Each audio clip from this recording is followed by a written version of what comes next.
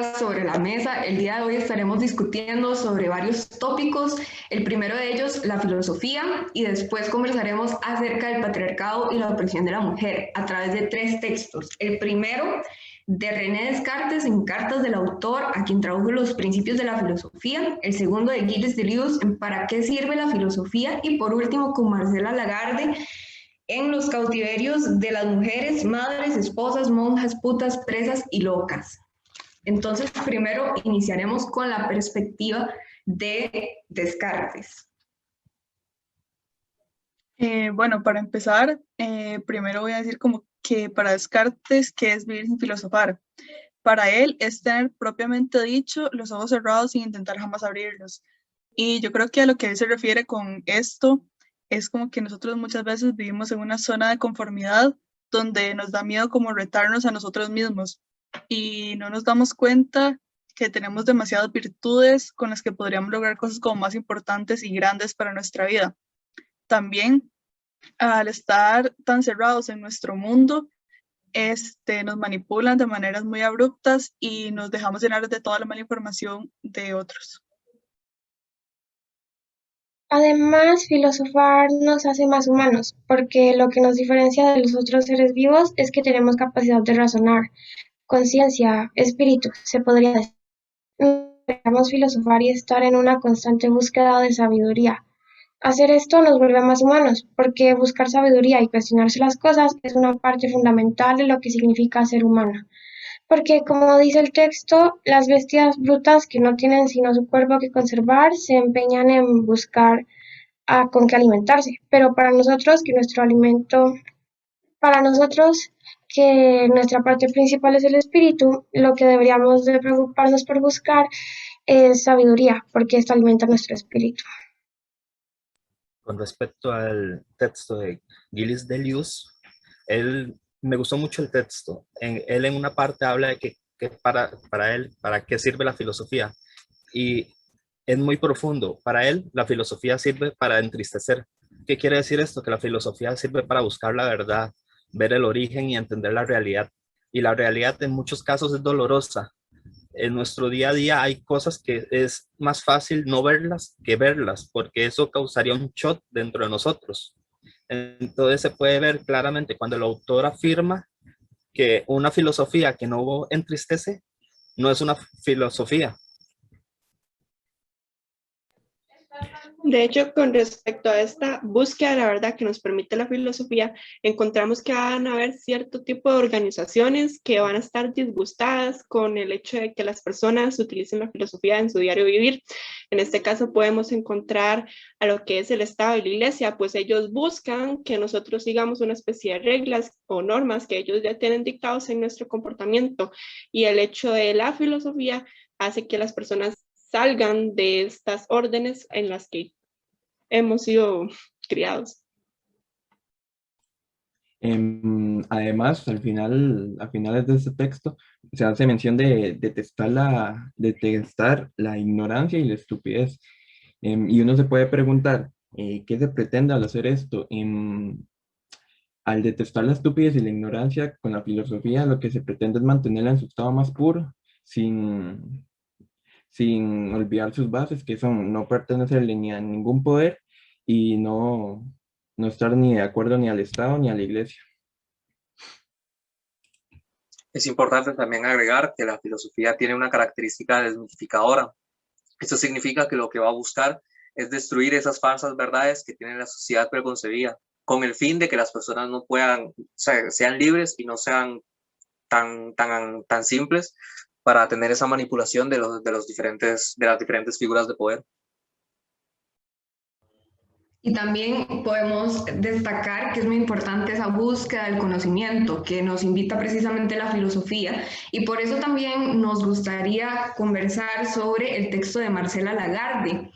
Pues así como entendimos ya que debemos ser críticos, muchas veces debemos de hablar de ciertos temas que pueden ser incómodos y que nos invitan también a hacer unos propios cuestionamientos y a discutir también.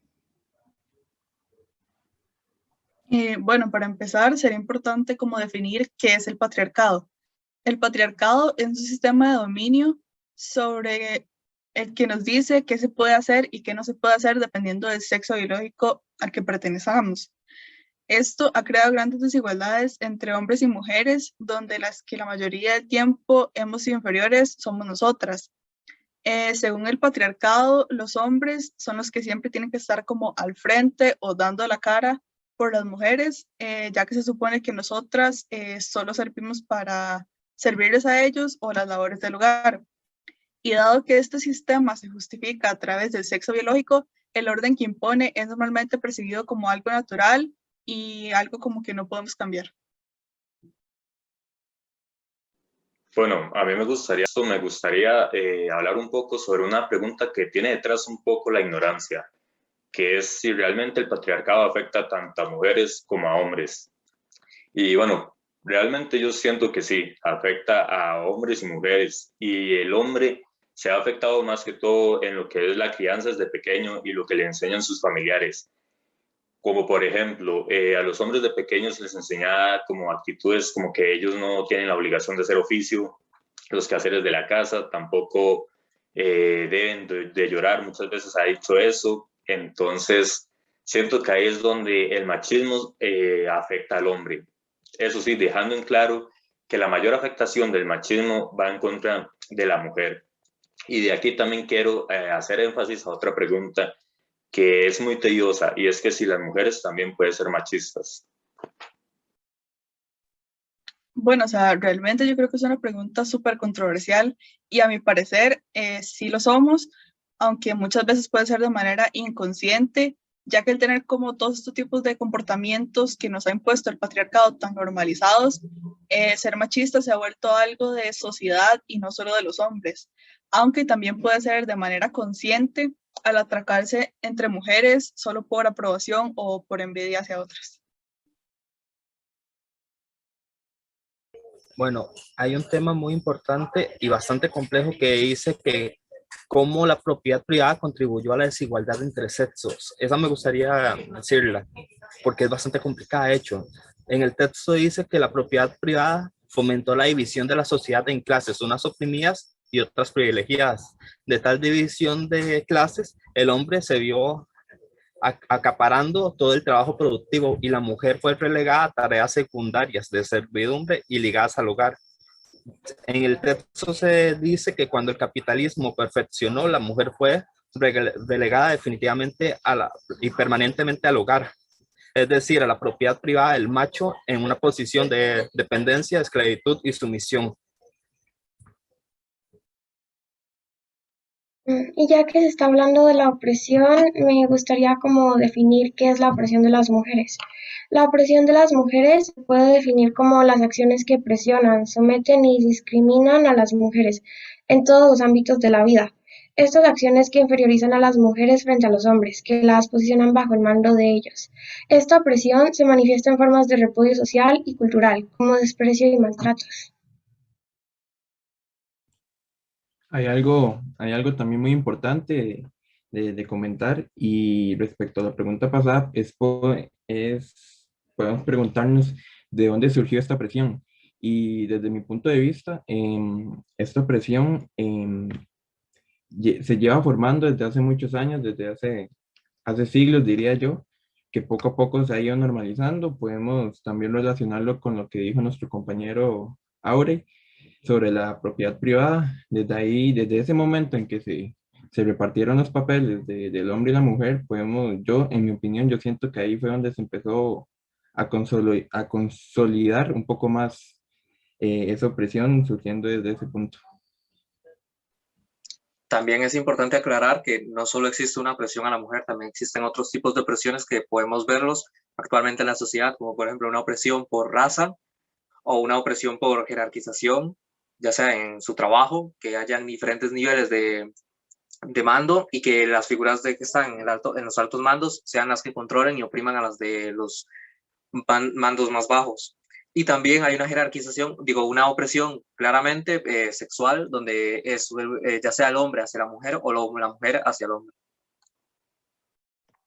Tratando también temas de opresión, tenemos que entender que no, bueno, en realidad todas las mujeres van a sufrir cierta opresión. Esto se denomina una opresión generalizada que se va a dar hacia todas las mujeres por el simple hecho de ser mujer. Pero por otra parte se encuentra el término que es explotación por clase, que es más o menos lo que el compañero Christopher ha estado comentando, que esto se determina según el estado socioeconómico de la persona o cualquier social, cultural, en cualquier ámbito realmente. Y lo podemos ver por distintas razas, distintas comunidades, en fin. Pero sí tener esa distinción entre lo que va a ser una opresión generalizada y una opresión por clase. Y precisamente la opresión se concreta en el hecho de que la mujer es oprimida simplemente por su condición de mujer y también en los roles, por ejemplo, de lo que es masculinidad y lo que entendemos como feminidad, en lo cual entendemos a nivel social que son incompatibles. Y en la historia, debido a que muchas veces en general se ha invisibilizado el papel de la mujer como protagonista también dentro de la historia. Bueno, y de este modo daríamos por concluido el episodio de nuestro podcast. Esperamos que lo hayan disfrutado y muchas gracias también a todos los que participaron.